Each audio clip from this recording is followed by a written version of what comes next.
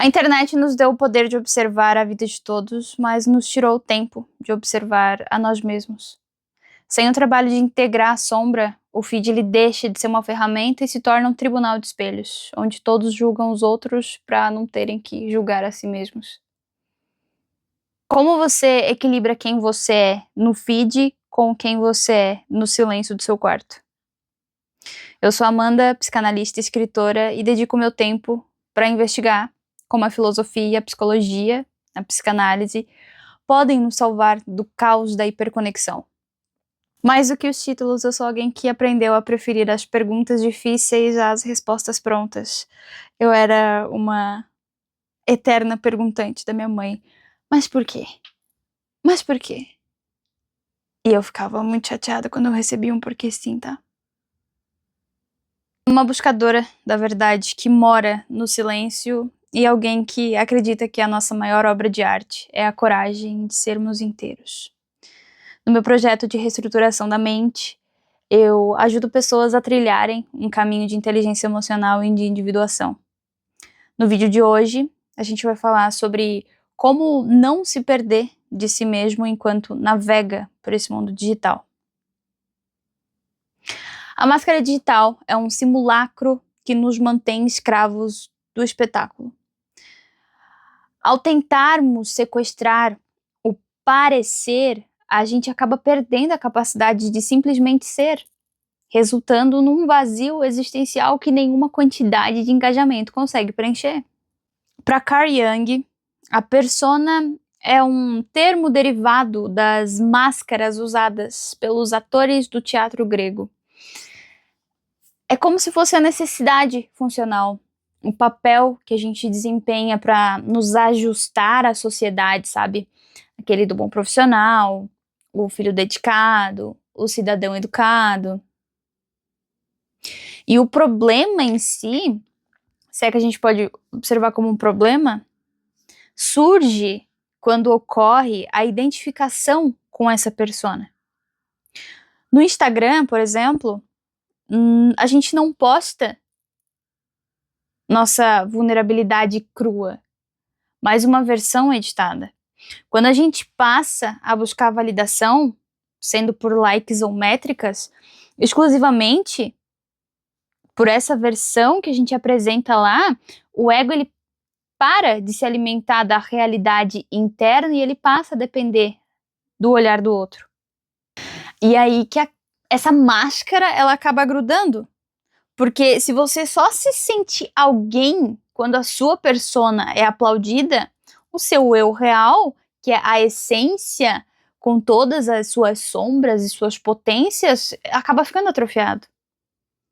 Você acaba se tornando um produto de si mesmo, gerindo aí a sua vida como uma marca que não pode falhar. Baudrillard leva isso para um campo da sociologia e da percepção da realidade.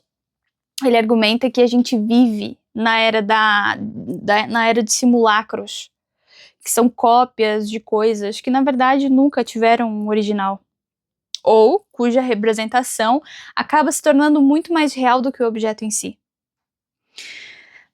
Pense naquele prato de comida em algum restaurante aí instagramável, que tem bastante, né?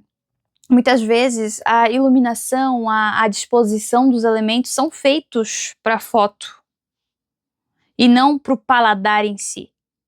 Se a foto ela fica bonita, se ela fica perfeita, a experiência ela é considerada um sucesso, mesmo que a comida esteja fria. E a representação, né, o post em si, ele precede a essa realidade. Esse evento, essa viagem, só ganha contorno da realidade na psique do sujeito quando é compartilhado. O simulacro, a imagem da viagem, do prato, de qualquer outra coisa que a pessoa experiencia, substitui a experiência sensorial do que a pessoa está fazendo. A gente acaba vivendo o mapa e não o território. Eu já saí com pessoas que prezavam, e não eram fotógrafos, prezavam as fotos perfeitas, o close perfeito. E às vezes nem estava presente no local. Se Baudrillard foca na imagem, Guy Debord, que fala sobre a sociedade do espetáculo, ele foca na relação social mediada por essas imagens. Ele tem uma obra de 1967 que ele já previa uma inversão bem perigosa na existência humana. Ser, ter e parecer. Na antiguidade, o foco era o ser, a virtude, o caráter. Com o capitalismo industrial, o foco ele passou para o ter, para as posses, para o acúmulo. Como a gente está na era do espetáculo, o foco agora é no parecer. Não basta ter uma vida boa, é preciso que ela pareça espetacular para os outros. E é aí que começa a desconexão com a realidade interna. Para Debord, o espetáculo é o capital em que, em algum grau, tal acumulação acaba se tornando a imagem. Quando a nossa realidade é ditada pelo que é visível e espetacular, tudo que é interno, tudo que é silencioso, tudo que é comum ou invisível, tipo o tédio, a reflexão, o luto, o vazio, é descartado, é inexistente. Não tem porquê você questionar, não tem porquê você pensar. Hoje em dia você saca o celular do bolso, tuita ali, já foi, já era.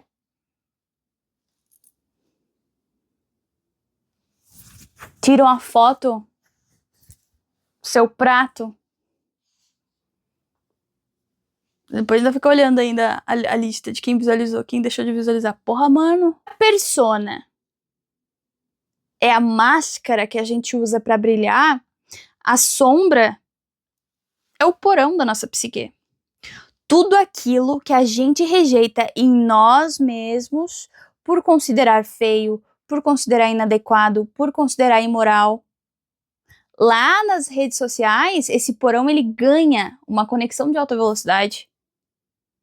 René Girardi, ele revolucionou a compreensão do comportamento humano ao dizer que o homem não sabe o que desejar. Nós não desejamos um objeto por sua utilidade intrínseca, mas porque a gente vê o outro desejando. A gente deseja o desejo do outro. Nas redes sociais, o outro ele funciona como um modelo. Se ele posta uma viagem, um corpo ou um estilo de vida, o algoritmo ele nos convence que aquilo é um objeto de desejo, por isso que tem profissões de influenciadores digitais. O problema é que ao imitarmos o desejo do outro, a gente entra numa competição com o outro. E cara, no feed a frustração é constante, porque o desejo mimético se baseia numa ilusão. Você não deseja a rotina real do outro, que inclui boletos, que inclui tédio. Mas o desejo de que o outro parece despertar nesse público que ele tem. É um ciclo de fome que nunca se sacia, porque o objeto desejado é, na verdade, um simulacro. E quando se trata de hater, que é a projeção mais viva dessa sombra, a psicologia analítica, que nomeia isso, né, como uma projeção, um mecanismo de defesa, porque a partir do momento que a gente não suporta encarar a nossa própria inveja, o nosso próprio egoísmo, a nossa fragilidade, a gente prega essa característica em alguém externo. Eu tenho visto isso muito, eu tenho criado conteúdo para muitas frentes ultimamente. E, cara, é impressionante, assim. É impressionante. As pessoas, às vezes, elas vêm com alguns argumentos e no final ainda me mandam estudar e é uns argumentos que eu fico pensando, onde você tirou esse tipo de coisa? Você manda eu estudar ainda, brother? Às vezes a pessoa distorce. Outra questão também é a interpretação de texto. As pessoas, elas distorcem o que foi dito com muita facilidade. Interpretação de texto do que se está sendo dito é desproporcional. Quando o comportamento de um influenciador ou até de um desconhecido causa raiva visceral e obsessiva, há grandes chances da gente estarmos diante de um conteúdo da nossa própria sombra, que reflete isso, que atiça isso. É o espelho digital mais vivo. Pare para pensar o que você critica com mais ferocidade no outro. Porque se você odeia quem se acha, talvez a sua sombra esconda um desejo reprimido de ser notado. Ou se você ataca quem exibe riqueza, talvez a sua sombra guarde uma ambição que você julga espiritualmente impura. O ambiente digital facilita isso porque o alvo não é uma pessoa completa para nós, mas é uma tela em branco onde a gente projeta os nossos demônios internos. Demônio nada mais é do que a gente ter essas turbulências na cabeça, esses pensamentos assim. Não é uma coisa externa. Não vou nem entrar nesse mérito. Girardi também teorizou sobre o mecanismo do bode expiatório, que explica perfeitamente a dinâmica do cancelamento digital. Acontece que se tem uma crise de identidade, porque quando uma comunidade, uma bolha digital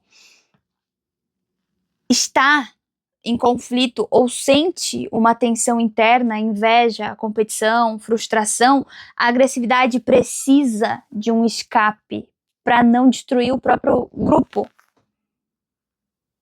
Aí acontece uma espécie de purificação pela exclusão, porque o grupo ele escolhe a vítima, escolhe o cancelado e projeta nela toda a culpa, todo o erro, todo o mal.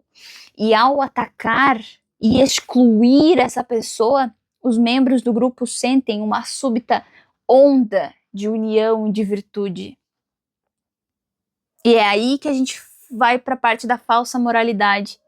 Porque o cancelamento ele funciona como um ritual de expiação. Enquanto a gente aponta o dedo para o monstro da vez, nós nos sentimos temporariamente limpos das nossas falhas, dos nossos erros.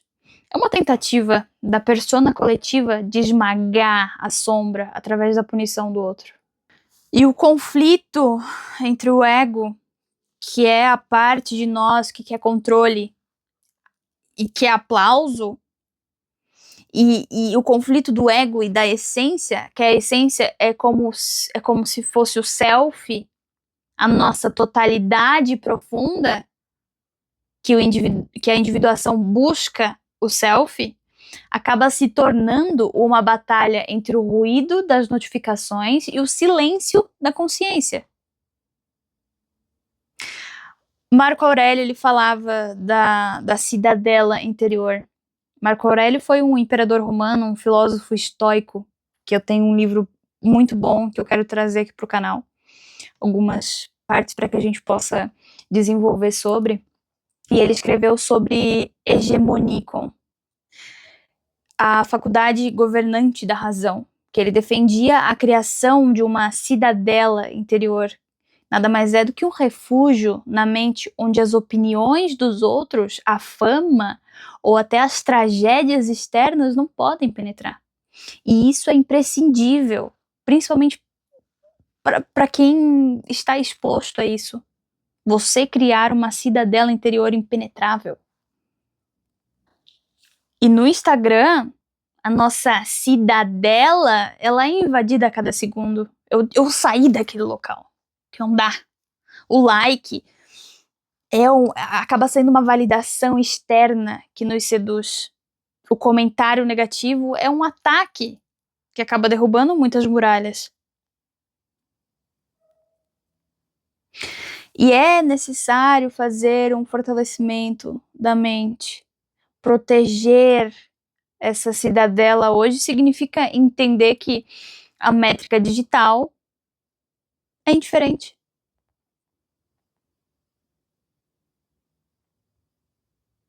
O número de seguidores não altera a qualidade do seu caráter ou a profundidade do seu pensamento.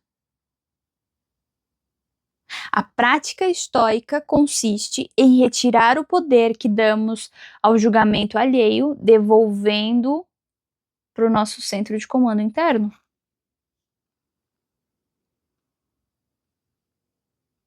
No final, tudo é mente.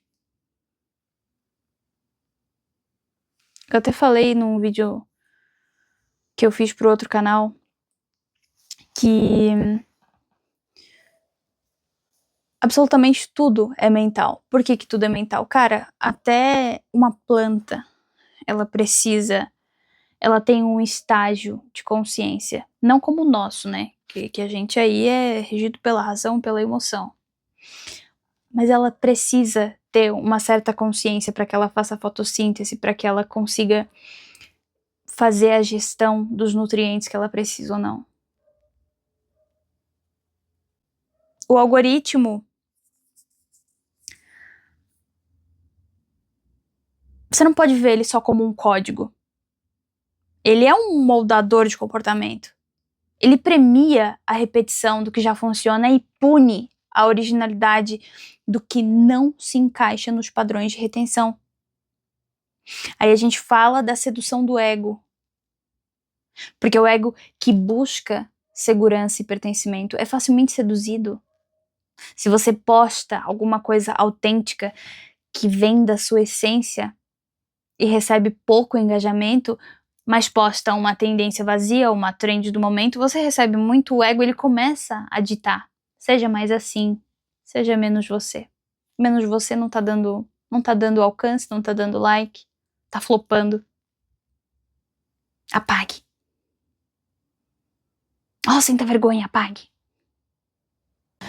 E com o tempo, a gente acaba deixando de ser criadores para nos tornarmos curadores de uma imagem que performa. A autenticidade morre porque ela é, por natureza, imprevisível e muitas vezes ineficiente para o algoritmo. O equilíbrio exige a coragem de ser irrelevante para sistemas que permanecem fiel a si mesmo.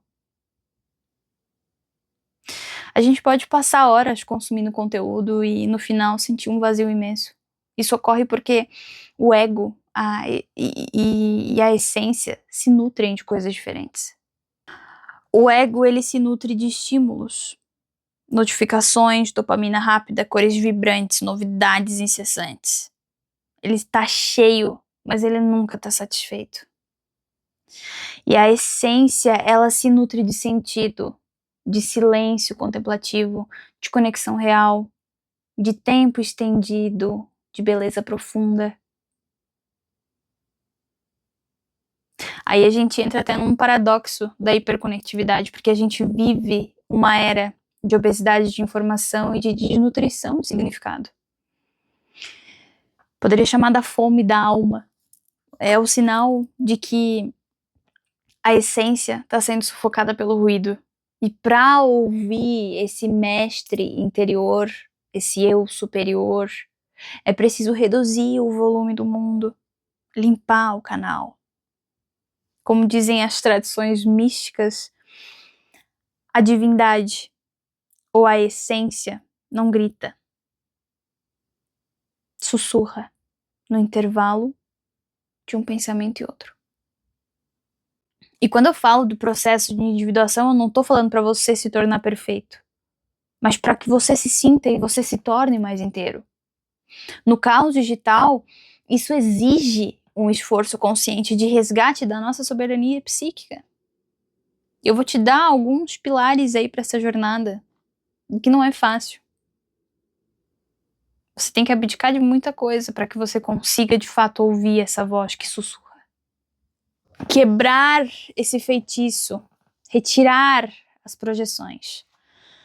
Projetar é atribuir ao outro algo que na verdade pertence ao nosso imaginário. No Instagram a gente projeta no influenciador a vida perfeita, a felicidade plena, a sabedoria absoluta. O passo prático é um exercício constante de desmistificação.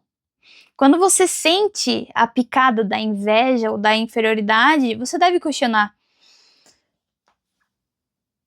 eu não tô vendo uma pessoa, eu tô vendo um recorte editado de 15 segundos e você aceitar que você está sentindo uma inveja, que você está se sentindo inferior, que talvez aquilo esteja mexendo com alguma coisa dentro de ti que te incomoda. Não abafar, mas se questionar o que tá me incomodando, por que tá me incomodando. E ao reconhecer que o outro é um ser humano complexo, é um ser humano subjetivo, os humanos não são iguais. Que o outro também sofre,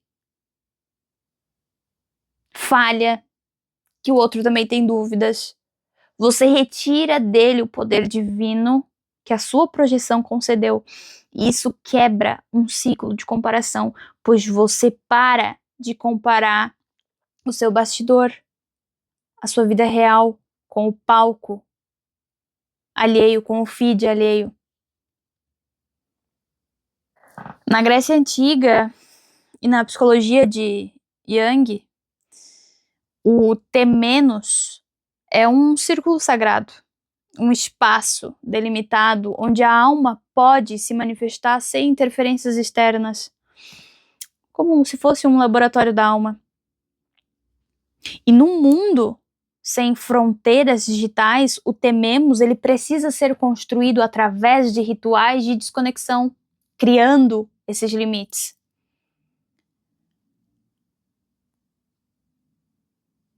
Você pode praticar, por exemplo, na primeira hora da manhã, sem você tocar no celular. Ou na mesa onde você se alimenta. Proibir eletrônicos. Esse vazio de notificações permite que a psique comece a processar.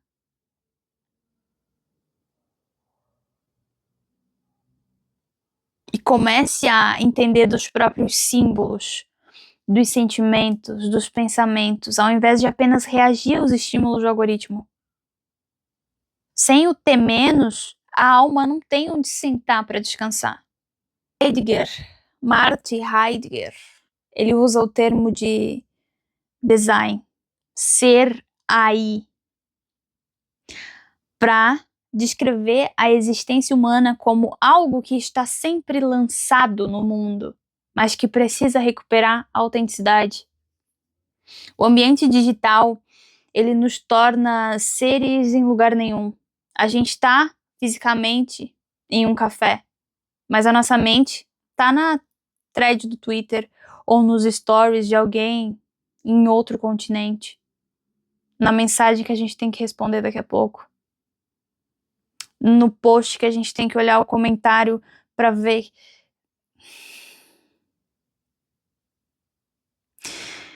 A individuação serve como resgate pela matéria, porque a individuação ela exige corpo, o contato com a matéria bruta, seja através de um trabalho manual, o toque na terra, a escrita terapêutica, a mão que exige tempo, textura, aprender uma coisa nova, cozinhar algo que você nunca cozinhou, fazer crochê, fazer origami, ou apenas observar a natureza. Porque isso nos traz de volta para esse design, para esse ser aí. Essas atividades elas acabam funcionando como âncoras que impedem a essência de se dissipar nesse éter digital. A lógica das redes sociais é puramente racional, estética, imediata. O inconsciente, por outro lado, ele fala através de metáforas, de sonhos, de silêncios. Jung, ele propunha a imaginação ativa, que a gente conversássemos com as figuras que surgem na nossa mente, que a gente questionasse. No contexto atual, isso significaria dar espaço para o tédio. Porque é no tédio que o nosso inconsciente começa a borbulhar. Enquanto o Instagram ele dita o que você deve querer, os seus sonhos eles revelam o que você realmente precisa. É você escutar os seus sonhos. Entender os símbolos por detrás deles. Sonhos não são só sonhos, são mensagens do seu inconsciente. Daquilo que você não vê, daquilo que você abafa com o scroll infinito. E é interessante manter um diário de sonhos ou até praticar a escrita intuitiva, porque é uma forma de criar um canal de comunicação direta com a essência, ignorando esses pedidos do ego e do algoritmo. Individuar-se na era digital não é você fugir para uma caverna, mas é você aprender a ser uma caverna no meio da multidão, no meio do barulho, do ruído. É uma transição de um estado de reação, responder ao que o mundo joga em nós, para um estado de ação consciente, para um estado de resposta. Agir a partir do que nasce dentro de nós. Estoicismo, isso. Gostaram? Quero ver comentando um negocinho aí, nem que seja um emoji.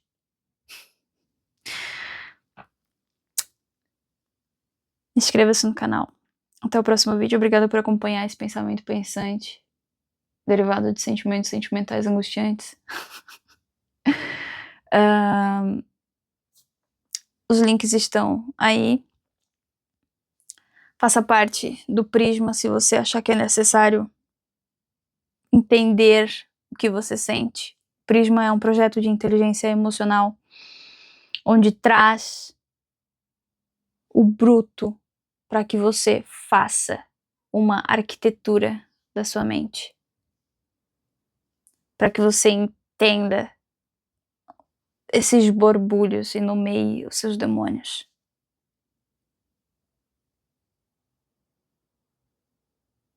E se você quiser uma análise individual, está tudo aí na descrição.